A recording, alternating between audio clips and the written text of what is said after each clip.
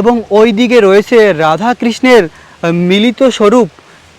দুটি বৃক্ষ একসঙ্গে জুড়ে রয়েছে, আর সেই বৃক্ষ দুটি সেই দাপর যুগ থেকে রয়েছে। রাধা কৃষ্ণ একসঙ্গে মিলিত হয়ে রয়েছে একটি দুর্লভ বৃক্ষ, যাকে বলা হয় রাধা কৃষ্ণ মিলিত স্বরূপ। দেখুন প্রিয় ভক্ত, এখানে দুটি বৃক্ষ একসঙ্গে জুড়ে রয়েছে সেই দাপর যুগ থেকে।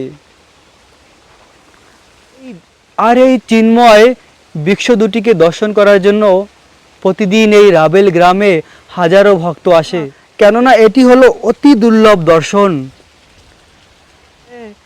রাধে রাধে রাধে গোবিন্দ রাধে গোবিন্দ রাধে গোপাল রাধে।